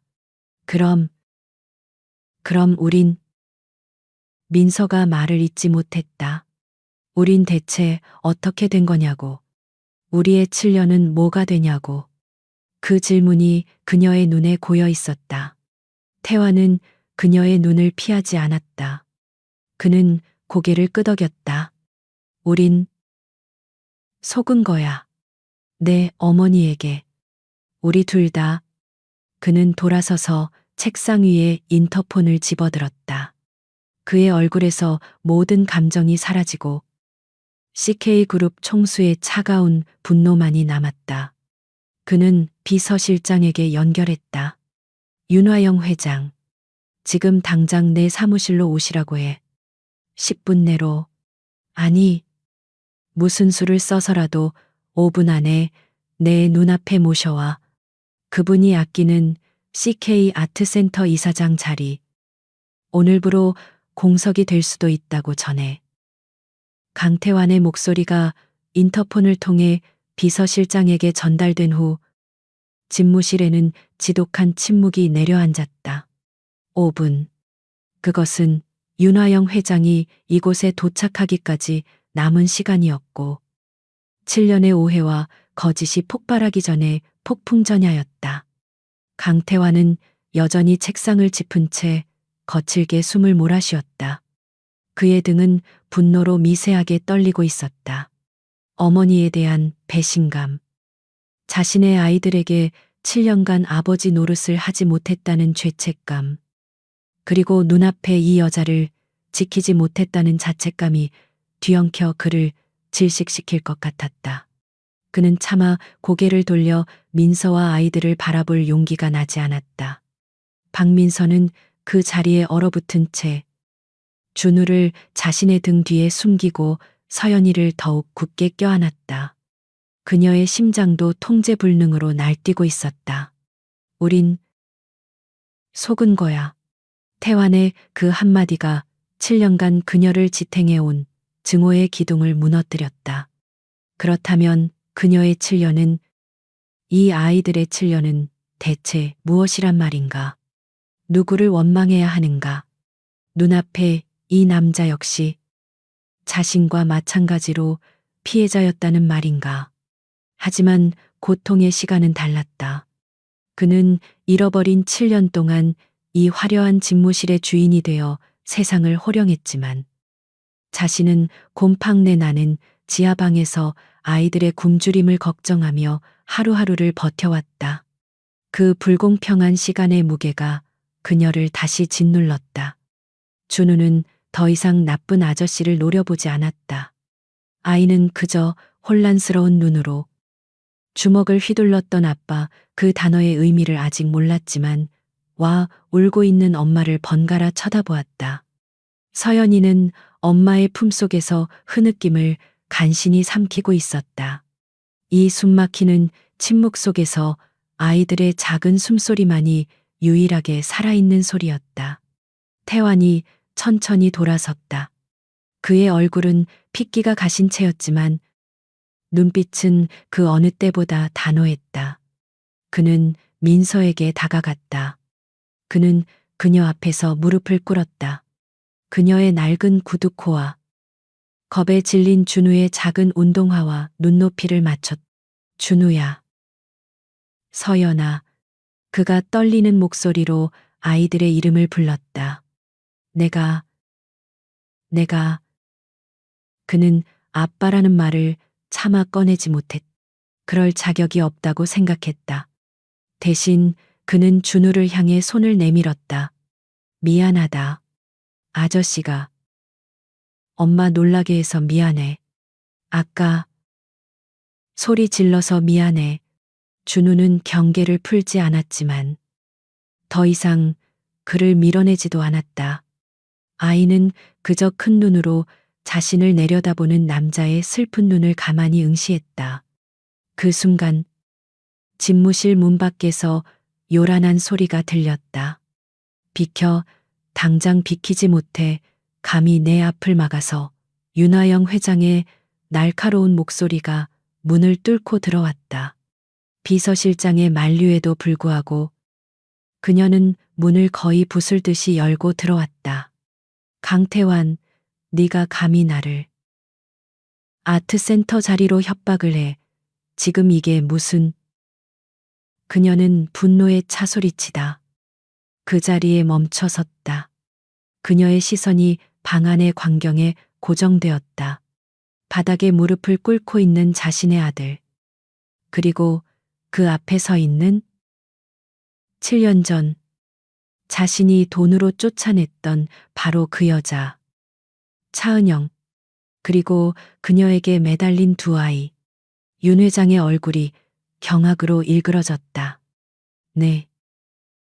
네가 감히 여길.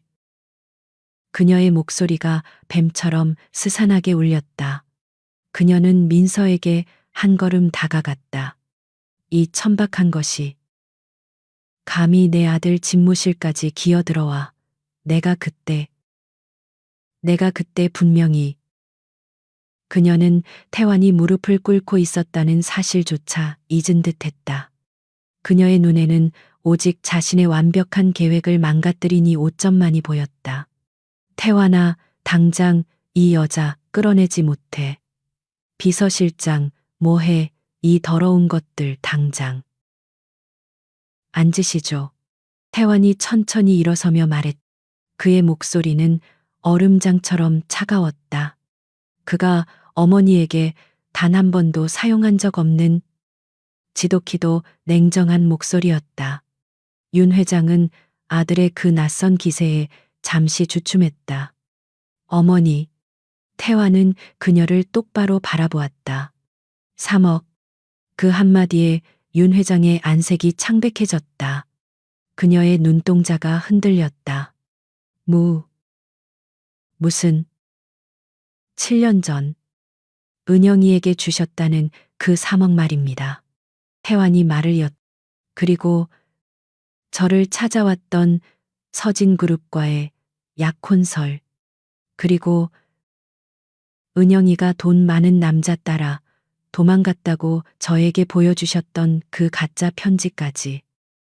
그가 한마디씩 내뱉을 때마다 윤 회장은 한 걸음씩 뒷걸음질 쳤다. 모든 것이 탈로 났다. 태환아. 그건 다 널 위해서, 저를 위해서요. 태환이 실소했다. 그 웃음소리가 집무실을 차갑게 울렸다. 저를 위해서 제 여자를 돈으로 모욕하고 내쫓으셨습니까? 저를 위해서 7년 동안 제 아이들 존재조차 모르게 속이셨습니까? 그는 민서의 곁으로 가 그녀의 어깨를 감싸 안았다. 그리고 민서의 등 뒤에 숨어 있던 준우와 서연이를 자신 앞으로 데려왔다. 그제야 윤 회장은 두 아이의 얼굴을 제대로 마주했다. 강태환의 어린 시절을 그대로 빼다 박은 준우. 차은영과 강태환을 반반씩 닮은 서연이 의심할 여지 없는 자신의 핏줄이었다. 저것들은 그녀가 경멸과 공포가 뒤섞인 목소리로 중얼거렸다. 인사하시죠. 어머니, 태환이 차갑게 말했다. 어머니가 그토록 혐오하던 천박한 것들 뱃속에서 태어난 어머니의 친손주들입니다. 어머니가 7년 전 돈 3억과 맞바꾼 제 아들, 딸입니다. 그 순간 민서가 태환의 팔을 밀치고 앞으로 나섰다. 그녀는 더 이상 7년 전에 겁먹은 고학생 차은영이 아니었다. 그녀는 두 아이의 엄마 박민서였다. 그녀는 윤 회장을 똑바로 노려보았다. 윤화영 회장님. 그녀의 목소리는 떨렸지만 그 어떤 강철보다도 단단했다. 당신이 버린 그 아이들. 제가 살렸습니다.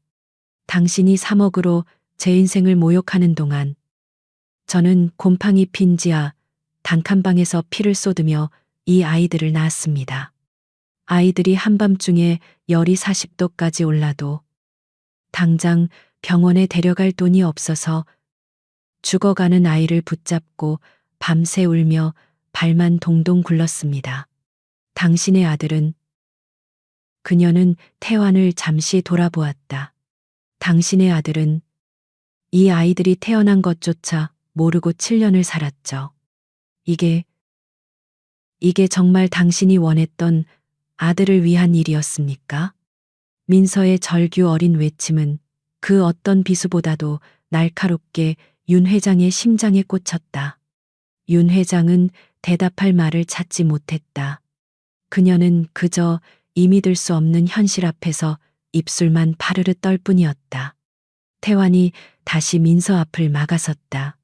그는 자신의 어머니를, 이제는 타인보다도 못한 그 여자를 바라보며 최종 선고를 내렸다. 비서실장. 그가 문 쪽을 향해 외쳤다. 비서실장이 즉시 들어왔다. 윤하영 회장님. 당장 이 건물에서 모시고 나가. 그리고 오늘부로 CK 아트센터 이사장직에서 해임이야. 관련된 모든 법인카드, 차량, 전부 회수해. 태환아, 윤 회장이 경악하며 소리쳤다. 네가 감히 이 어미한테. 어머니 태환이 차갑게 반문했다. 제 어머니는 7년 전 제 인생을 거짓말로 망치고 제 핏줄을 내다버린 그 순간에 이미 죽었습니다. 다시는 제 아이들과 이 여자 앞에 나타나지 마십시오. 그리고 제 집에도 오실 생각 마십시오. 그는 등을 돌렸다. 끌어내. 비서실장과 보안 요원들이 당황한 윤 회장의 팔을 붙잡았다. 이거나 못나 태환아, 강태환 윤 회장의 비명소리가 집무실 문 밖으로 사라질 때까지. 태환은 등을 돌린 채 미동도 하지 않았다. 윤하영 회장의 처절한 비명소리가 묵직한 이중문 너머로 희미해지고 마침내 철컥하는 도어락 소리와 함께 완전히 차단되었다. 거대한 폭풍이 휩쓸고 지나간 듯 50층의 호화로운 집무실에는 무겁고 질식할 듯한 침묵만이 남았다.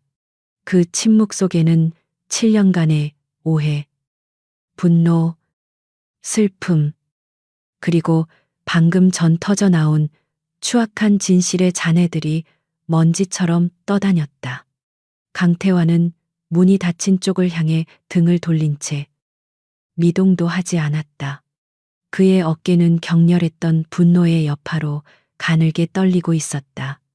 자신의 손으로 자신의 어머니를, 아니, 어머니라는 이름의 괴물을 잘라내었다. 시원함보다는 가슴 한구석이 도려내진 듯한 공허함과 짙은 슬픔이 밀려왔다. 그때까지 팽팽하게 당겨진 활시위처럼 버티고 서 있던 박민서의 다리가 후들거렸다.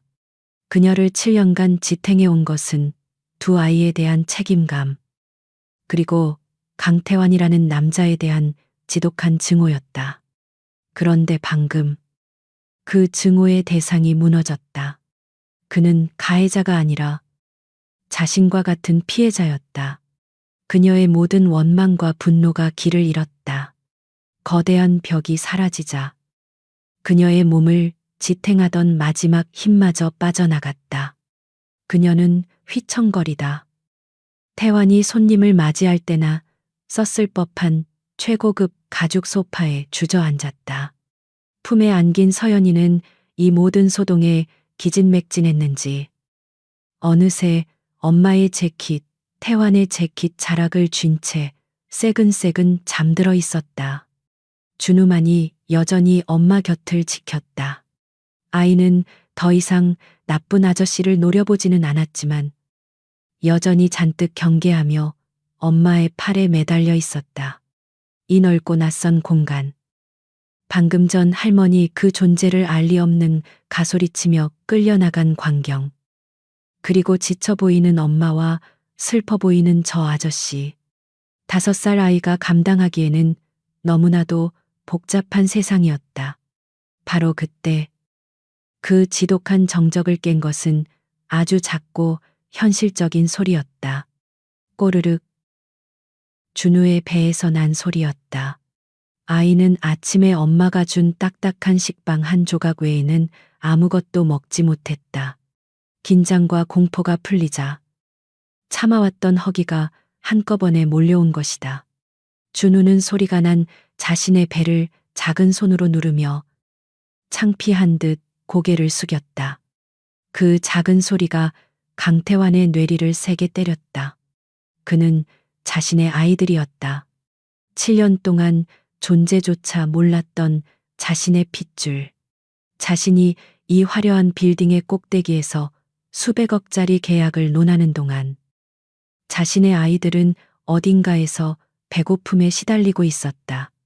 방금 전 김 과장에게 그리고 어머니에게 퍼부었던 그 모든 분노가 순식간에 처절한 죄책감과 자기 혐오로 바뀌었다. 그는 7년 동안 아버지 노릇을 한 것이 아니라 아버지가 될 자격조차 박탈당한 채 살아온 것이었다. 그는 실패한 남자였고 실패한 아버지였다. 그는 천천히 돌아섰다. 그의 얼굴은 방금 전의 냉철한 총수가 아니라 길을 잃은 한 남자의 모습이었다.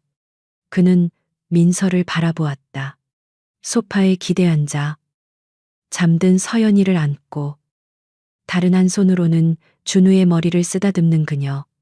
7년의 세월은 그녀에게서 모든 생기를 앗아간 듯했다. 푸석한 피부, 낡은 옷, 그리고 모든 것을 포기한 듯 공허한 그 눈빛. 그녀 역시 굶주렸을 것이다. 그는 책상으로 다가가 인터폰을 들었다. 아까와는 전혀 다른 낮고 부드러운 목소리였다. 비서실. 아니, 김비서. 나 강태환이요. 지금 당장. 아이들이 먹을 만한 따뜻한 우유랑 부드러운 샌드위치. 그리고 야채 수프 좀 준비해줘요. 그리고 어른이 먹을 흰죽도 아무것도 넣지 말고 최대한 빨리. 조용히. 내 집무실로. 그는 비서실장이 아닌 자신의 사적인 일을 봐주는 비서에게 따로 연락했다. 전화를 끄는 그는 민서에게 다가가지 못했다. 두 사람 사이에는 소파와 책상 사이에 그 짧은 거리보다 훨씬 더 깊고 어두운 7년이라는 심연이 가로놓여 있었다. 그는 그 심연 앞에서 어쩔 줄 몰라 하며 서 있었다. 민서야. 아니, 은영아. 그가 간신히 입을 뗐다. 미안하다는 말로는 부족하다는 거 알아. 내가 무슨 말을 해야 할지. 정말. 그는 평생 이렇게 말을 더듬어 본 적이 없었다. 민서는 고개를 들지 않았다. 그녀는 그저 잠든 서연이의 머리카락만 매만지고 있었다. 그녀가 아주 작은 목소리로 속삭였다. 이제 어떡할 거예요? 그 질문은 태환을 향한 것이기도 하고 그녀 자신을 향한 것이기도 했다. 이제 원망할 대상도 사라졌다. 7년간의 목표도 사라졌다. 그녀의 인생은 이제 어떻게 되는 걸까? 어떡하긴. 태환이 그녀의 목소리를 받아 중얼거렸다. 그는 천천히 그녀에게 다가갔다. 그리고는 아까처럼 그녀와 아이들 앞에 다시 한번 무릎을 꿇었다. 이번에는 용서를 구하는 죄인의 모습이었다. 그는 준우와 눈을 맞췄다. 일단 밥 먹어야지. 준우야, 배고프지? 준우는 대답 대신 엄마를 쳐다보았다. 민서는 그제야 고개를 들어 태환을 바라보았다. 7년 만에 마주한 그의 얼굴은 고통과 죄책감으로 일그러져 있었다. 그녀는 그 눈빛에서 더 이상 증오를 읽을 수 없었다. 그녀는 천천히, 아주 천천히 고개를 끄덕였다. 그것은 준우를 향한 허락이었다. 리프. 노크 소리와 함께 비서가 작은 카트를 밀고 들어왔다. 김이 모락모락 나는 수프와 따뜻한 우유, 그리고 정갈한 죽이 담겨 있었다. 비서는 세 사람의 모습을 보고 잠시 놀랐지만 곧바로 테이블에 음식을 차리고 조용히 물러났다. 태환은 직접 수프 그릇을 가져와 준우 앞에 놓았다. 뜨거울 수 있으니까 천천히 먹어. 그는 숟가락을 쥐어주었다. 준우는 잠시 망설이다. 따뜻한 수프 냄새에 이끌려 조심스럽게 숟가락을 들었다. 아이가 한 숟갈을 떠먹는 순간 그 긴장이 풀린 얼굴을 보며 태환은 눈시울이 뜨거워졌다. 그는 이어 흰죽이 담긴 그릇을 민서에게 내밀었다. 당신도 먹어. 제발. 민서는 거절할 힘이 없었다. 그녀는 7년 만에 처음으로 강태환이 주는 음식을 받아들었다. 따뜻한 죽이 목구멍을 타고 내려가자 그제야 얼어붙었던 몸이 녹는 것 같았다. 그녀는 자신이 오늘 면접을 보러 나왔다는 사실, 갈 곳이 없다는 사실, 당장 오늘 밤 잘 곳도 없다는 사실을 떠올렸다. 그리고 눈앞에 이 남자는 이 모든 것을 해결해 줄 수 있는 사람이자 이 모든 비극의 또 다른 피해자였다. 그녀는 죽을 먹다 말고 숟가락을 놓았다. 우린 이제 정말 어떡해요? 그녀가 다시 물었다.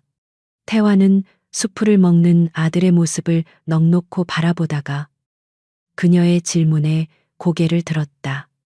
그는 그녀의 손, 거칠고 마디가 굵어진 그 손을 조심스럽게 감싸 쥐었다. 일단 여기서 살아. 그가 말했다.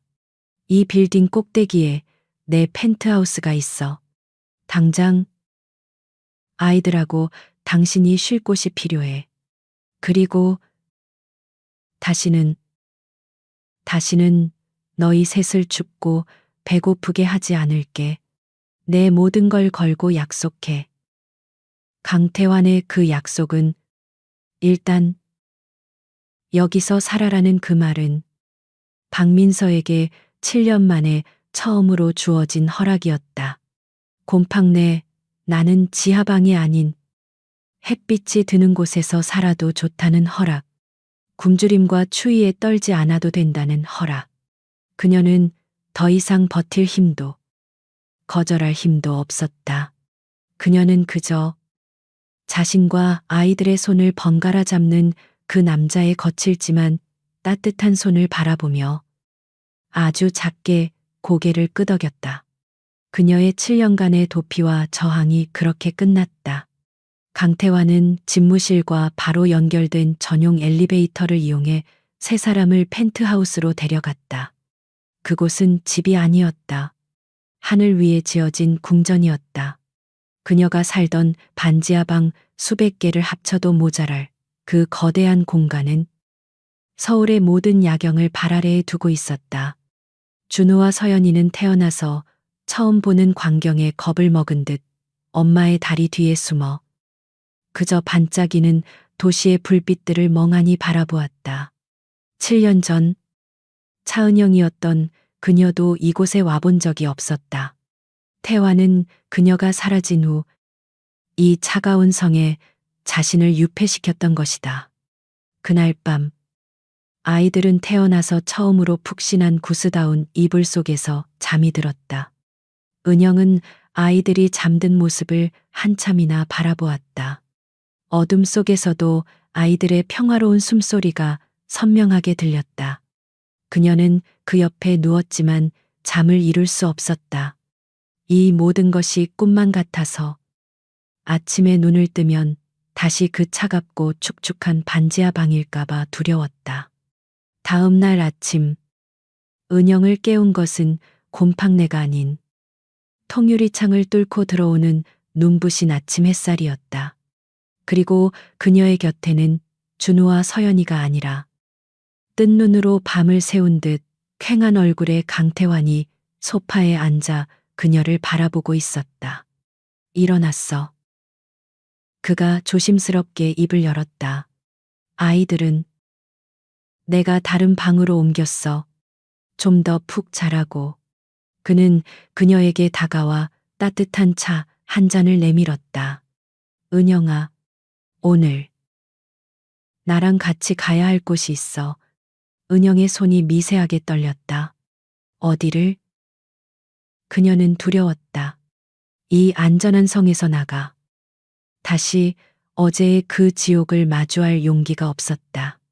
어제 당신이 모욕당했던 그곳. 태환의 목소리는 단호했다. 당신의 명예를 되찾아 줄 거야. 이건 내가 당신과 아이들에게 해줄 수 있는 최소한의 일이자 내가 반드시 해야만 하는 일이야. 그는 그녀의 손을 잡았다. 7년 전처럼 따뜻했다. 나 무서워요. 은영이 솔직하게 말했다. 알아. 태환이 그녀의 손을 더 꽉 잡았다. 하지만 이젠 혼자가 아니야. 내가 옆에 있을게. 두 번 다시 당신 혼자 아프게 하지 않을게. 그는 그녀에게 집사가 미리 준비해둔 깨끗하고 단정한 원피스를 건넸다. 어제의 그 낡은 옷은 그녀의 과거와 함께 쓰레기통에 버려졌다. 1시간 뒤 CK그룹 1층 로비는 본사의 전임 직원이 소집되어 발 디딜 틈이 없었다. 어제 15층 대기실에서 민서를 경멸하며 쳐다봤던 다른 지원자들, 그리고 그 광경을 수군거리며 방관했던 모든 직원이 그 자리에 모여 있었다. 그들은 김 과장이 어젯밤부로 긴급 파면되었고 회장이 직접 비상 소집을 걸었다는 소식에 불안감과 호기심으로 술렁이고 있었다. 로비 중앙에 임시로 마련된 단상 위로 강태환 회장이 마이크를 잡고 섰다. 그리고 그의 곁에는 어제와는 완전히 다른 사람처럼 단정하고 기품 있는 모습의 차은영이 두 아이의 손을 꼭 잡고 서 있었다. 태환의 낮고 힘 있는 목소리가 로비 전체를 울렸다. 어제 이 건물 15층 면접 대기실에서 그의 목소리는 얼음처럼 차가웠다. CK그룹의 이름으로 결코 일어나서는 안 될 부끄러운 일이 벌어졌습니다. 직원들의 웅성거림이 파도처럼 일었다. 태환은 은영의 어깨를 감싸 안으며 그녀를 직원들 앞으로 한 걸음 이끌었다. 이분은 어제 이곳에서 미화팀 직원 면접에 지원했던 박민서 씨입니다. 그리고 7년 전 저의 불찰과 제 가족의 잔인한 기만으로 인해 잃어버렸던 제 사람, 차은영입니다. 로비는 충격으로 정지했다. 회장이 지금 무슨 말을 하는 것인가? 태환은 거기서 멈추지 않았다. 그는 무릎을 굽혀 긴장한 채 서 있는 준우와 서연이와 눈을 맞췄다. 그리고 아이들을 번쩍 안아들었다. 그리고 이 아이들은 그가 아이들을 높이 들고 직원들을 향해 외쳤다. 제가 7년간 존재조차 모르고 살았던 제 아들 강준우, 제 딸 강서연입니다. 그것은 선포였다. 충격적인 진실에 직원들은 입을 다물지 못했다. 태환은 아이들을 다시 은영의 곁에 세우고 직원들을 향해 매서운 눈빛을 돌렸다. 어제 제 여자와 제 아이들은 이곳에서 단지 가난하고 힘이 없다는 이유로 한 인간의 존엄성을 짓밟았습니다. 담당자였던 김 과장은 어제부로 파면되었으며 향후 CK그룹의 모든 법무팀을 동원해 그의 갑질 행위에 대한 민형사상 책임을 끝까지 물을 것입니다. 그는 잠시 숨을 골랐다. 그의 분노가 마이크를 타고 로비 전체에 퍼져나갔다. 하지만 그 징계는 끝이 아닙니다. 그는 15층에서 근무했던 직원들, 어제 그 자리에 있었던 면접 지원자들을 정확히 훑어보았다. 그 광경을 지켜보며 동조하고 방관했던 당신들 모두가 공범입니다. CK그룹은 타인의 아픔에 공감하지 못하고 약자를 짓밟는 문화를 용납하지 않습니다. 태환은 마이크를 놓고 단상에서 내려왔다. 그는 은영과 두 아이 앞에 섰다. 그리고 로비의 모든 직원이 지켜보는 앞에서 그는 자신의 여자와 아이들을 향해 90도로 깊이 허리를 숙였다. 차은영 씨, 그리고 준우야, 서연아.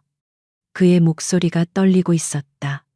CK그룹의 회장으로서, 그리고 한 남편이자 아버지로서 제 직원들의 잘못과 제 가족이 저지른 죄악과 그리고 당신들을 지키지 못했던 저의 무능함을 진심으로 사죄합니다.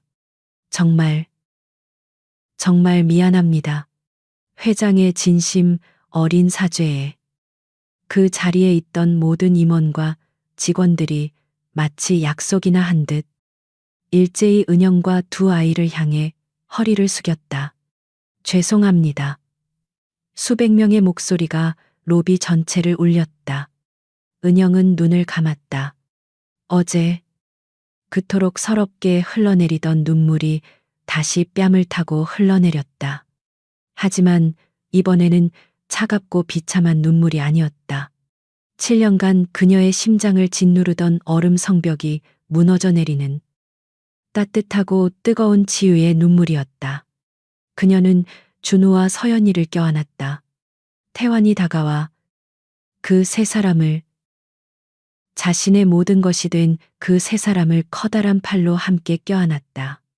그날 저녁 51층 펜트하우스의 통유리창 너머로 서울의 야경이 그 어느 때보다 따뜻하게 빛나고 있었다. 세 사람이 아닌 네 사람의 가족이 함께 바라보는 7년 만의 첫 번째 풍경이었다. 그들의 길고 지독했던 겨울이 끝나고 마침내 진짜 봄이 오고 있었다.